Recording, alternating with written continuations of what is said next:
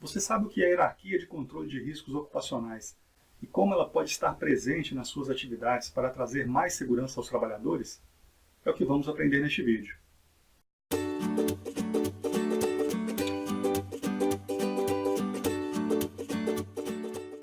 Em uma hierarquia de controle de riscos ocupacionais, algumas medidas de controle devem ser priorizadas antes do fornecimento de EPI para o funcionário. A NR9 estabelece como primeira medida de controle a ser priorizada as medidas de proteção coletiva. Não confundam medidas de proteção coletiva com os equipamentos de proteção coletiva. Neste primeiro nível de controle, a NR9 trata de medidas de engenharia, que são adequações do local de trabalho para eliminar, isolar ou reduzir agentes nocivos e prejudiciais para o trabalhador.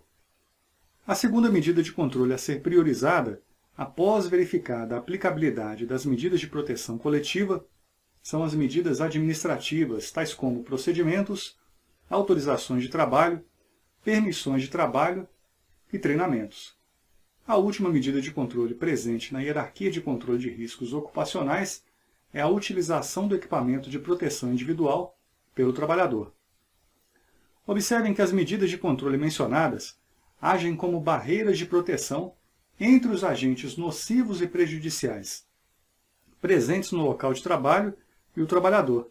Entendam como agentes nocivos e prejudiciais tanto aqueles agentes ambientais, físicos, químicos e biológicos, quanto os de acidentes, como a queda devido ao trabalho em altura, por exemplo.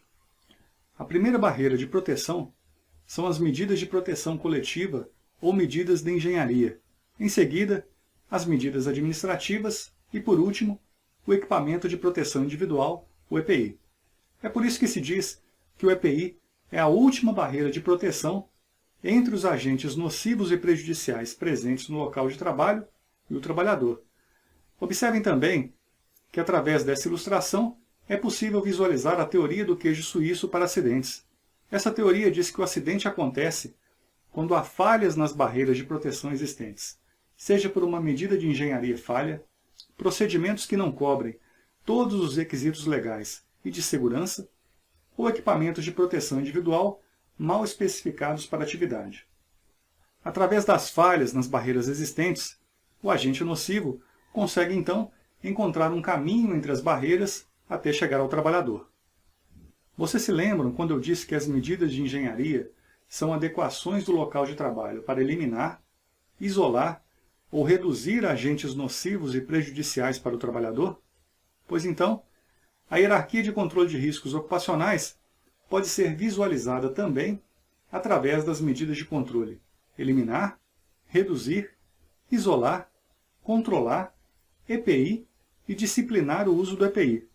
Como eu havia mencionado, as três primeiras palavras são um detalhamento das medidas de proteção coletiva, que também estão presentes na NR9. A palavra controlar refere-se às medidas de controle administrativas, e as duas últimas palavras referem-se à última barreira de controle, o fornecimento do EPI. Observem que não basta simplesmente fornecer o EPI ao trabalhador. É preciso instruí-lo sobre seu uso correto, supervisionar sua utilização, conscientizar sobre o uso e prever medidas disciplinares para o caso o trabalhador se negue a utilizar o EPI.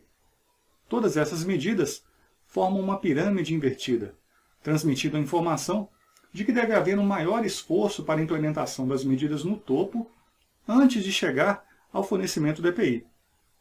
Se notarem, a primeira letra de cada medida forma a palavra ERICED, que coincide com a sigla internacional de nome ERICPD, também utilizada para memorizar a hierarquia de controle de riscos ocupacionais. A diferença entre elas está somente na palavra EPI, que em inglês se diz PPI.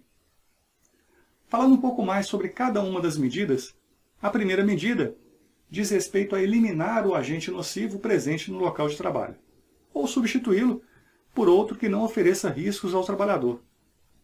Verificada a inviabilidade da primeira medida, busca-se reduzir a concentração, quantidade ou estoque do agente nocivo presente no local de trabalho. Também, não sendo possível, deve-se procurar isolar, enclausurar ou mover o agente nocivo para locais que não ofereçam riscos aos trabalhadores. Essas 3 medidas citadas são as medidas de proteção coletiva ou medidas de engenharia. A medida controlar refere-se às medidas de controle administrativas, que são, como eu havia mencionado, os procedimentos, instruções de trabalho, sinalizações, entre outros. Aqui também, novamente o EPI, como última barreira de proteção, juntamente com as medidas disciplinares para seu uso. Nós vamos ver nos próximos slides, nos próximos 3 slides, exemplos de aplicação da hierarquia de controle de riscos ocupacionais. Vocês vão notar que em situações práticas, algumas medidas são aplicadas simultaneamente, formando aí várias barreiras de proteção entre o agente nocivo e o trabalhador, dessa forma, reduzindo tanto quanto possível ou praticável os riscos de acidentes para as atividades. A primeira situação mostrada aqui é uma manutenção no equipamento elétrico. Apesar dos vários perigos que possam estar presentes nesse tipo de atividade, ao aplicarmos a hierarquia de controle de riscos, devemos nos ater a um perigo específico, que neste caso será o perigo de choque elétrico. Esclarecendo sobre a denominação correta que estamos utilizando, o perigo ele é sempre o que leva ao dano ou lesão para o trabalhador. E a atividade em si, a manutenção ou o trabalho com eletricidade, é chamada fator de risco. Referente à atividade desse trabalhador e à aplicação da hierarquia de riscos, primeiramente, devemos verificar se é possível eliminar o risco de choque elétrico. Teoricamente, ele poderia ser eliminado fazendo a manutenção com equipamento desconectado da rede de alimentação elétrica, retiradas, é claro, todas as cargas estáticas presentes no equipamento. Não sendo possível eliminar, deve-se procurar reduzir o risco de choque elétrico através, por exemplo, do desligamento do disjuntor do equipamento e a utilização de tapetes isolantes com a classe de tensão compatível com a alimentação do equipamento. Vocês sabem que nessas condições ainda poderia haver o religamento acidental do disjuntor, colocando o trabalhador frente a frente com o perigo de choque elétrico. Temos então que procurar isolar este perigo, aplicando técnicas seguras de trabalho com equipamentos desenergizados previstas na NR10, que incluem o uso de dispositivos de bloqueio e tagueamento para impedir o religamento acidental. Adicionalmente, e de forma simultânea, devemos controlar este perigo nas atividades através de treinamentos, autorizações e permissões de trabalho. São as barreiras de controle administrativas. Novamente, de forma simultânea, adicionamos mais uma barreira de proteção, fornecendo os EPIs adequados ao usuário para trabalho com eletricidade. Nosso próximo exemplo, ele trata da atividade de abastecimento de combustíveis em veículos. Como mencionado no exemplo anterior, apesar dos vários perigos existentes nessa atividade, para a aplicação da hierarquia de controle de riscos ocupacionais, devemos focar em um perigo específico, que no nosso caso será o perigo de incêndio e explosões. Vamos aplicar as medidas de controle? Vamos lá. Ao aplicarmos a primeira medida de controle, podemos perceber algumas situações onde não é possível eliminar totalmente o perigo, que parece ser o caso desse tipo de atividade. Sempre vai haver o perigo de incêndio e explosões para esse tipo de atividade. Partimos então para verificar se é possível reduzir o perigo, realizando, por exemplo, inspeções periódicas nos quadros e instalações elétricas para verificar algum componente com isolamento comprometido, superaquecimento devido à sobrecarga ou contatos oxidados, entre outras verificações que devem ser feitas. Adicionalmente, pode-se verificar também layouts de projeto para isolar o perigo, dispondo as bombas de combustível longe de áreas de estacionamento ou lojas de conveniência, por exemplo. Também estaremos isolando o perigo através da instalação de proteções mecânicas para cilindros de gases existentes no posto de combustível. Para controlar o perigo de incêndio e explosões, podem ser verificadas a utilização de sinalizações de alerta, tais como a restrição do uso de celulares, proibição ao fumo, como também treinamentos de combate a incêndio para os funcionários, entre outras medidas administrativas. E por fim, chegamos à última barreira de proteção, fornecendo os EPIs adequados para a proteção aos trabalhadores.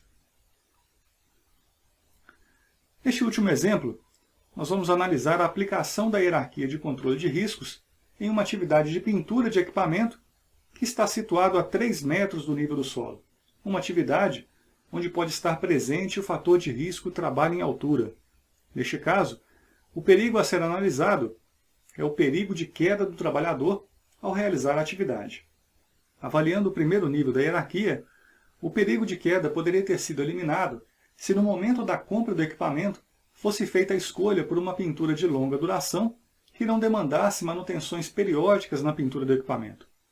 Pode-se eliminar também o perigo de queda utilizando esticadores para a atividade de pintura, dispensando o fator de risco de trabalho em altura.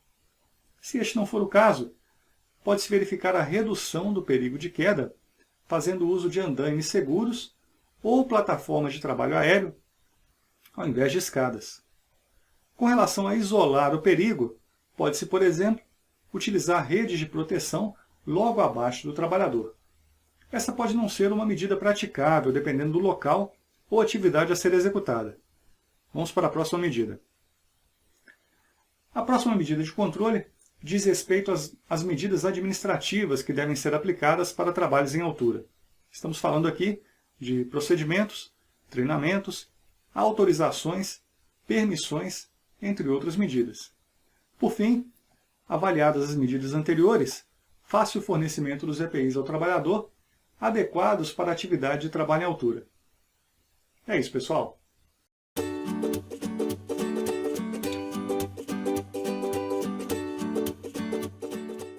Neste vídeo mostramos alguns conceitos para a definição de medidas de controle ou medidas de proteção para o trabalhador. Deixe nos comentários abaixo o que vocês acharam dessas informações ou outros assuntos sobre segurança do trabalho que gostariam de ver aqui no canal, ok? Até uma próxima!